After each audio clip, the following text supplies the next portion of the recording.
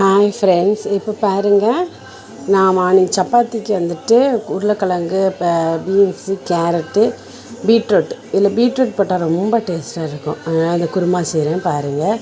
First எண்ணெயும் ஒரு spoon நெய்யும் விட்டு சோம்பு போட்டு காய வச்சுருக்கேன். காயட்டும். இதுக்கப்புறம் வெங்காயம் போடுறேன்.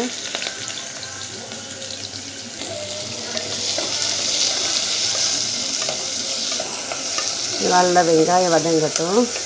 நல்லா ப்ரௌனாக வதங்கணும். வெங்காயம் வதங்கினோடனே இஞ்சி பூண்டு பேஸ்ட்டு போடலாம். நம்ம நல்லா வதங்கட்டும். இப்போ பாருங்கள், இந்த ஸ்டேஜில் ஒரு ஸ்பூன் இஞ்சி பூண்டு பேஸ்ட்டு போட்டு நல்லா வதக்குங்க. அந்த பச்சை வாடை போகிற வரைக்கும் வதக்குவோம். அப்புறம் வெஜிடபிள்ஸ் தக்காளி போடலாம்.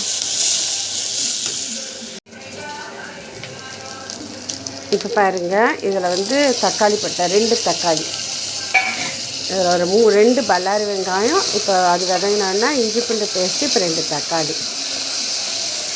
இந்த 2 தக்காளி போட்டுட்டு சிம்மில் வச்சுக்கோங்க. வச்சுட்டு இதை வெஜிடபிள்ஸை போட்டுடலாம். கேரட்டு, பீன்ஸு, பீட்ரூட்டு, உருளைக்கிழங்கு, ஒரே ஒரு உருளைக்கிழங்கு. கொஞ்சமாக உப்பு போட்டுக்கலாம்.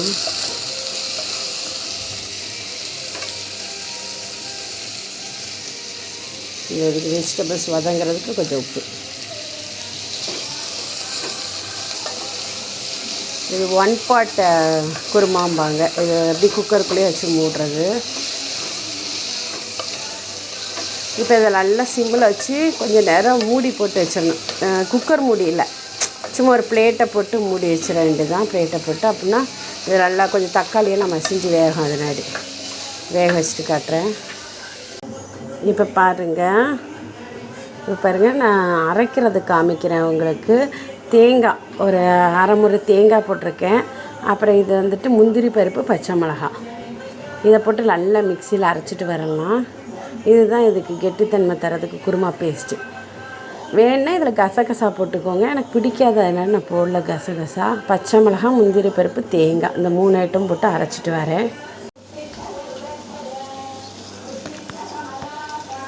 இப்போ பாருங்கள், இந்த தேங்காய் நம்ம பச்சை மிளகா, கொஞ்சம் முந்திரி பருப்பு நல்லா மையாக அரைச்சி வச்சுருக்கோம். இப்போ இந்த பேஸ்ட்டை ஊற்றிடலாம்.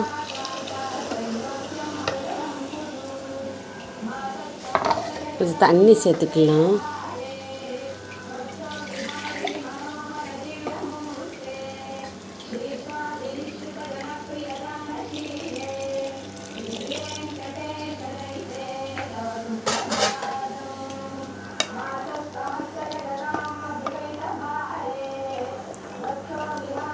இதுக்கு மஞ்சப்பொடி வேணும்னா போட்டுக்கோங்க. நான் போடலைன்னா அதில் பீட்ரூட்டில் உள்ள ரெட் கலரே நம்மளுக்கு வந்துடும். இப்போ உப்பு போதுமான்னு பார்த்துக்கலாம்.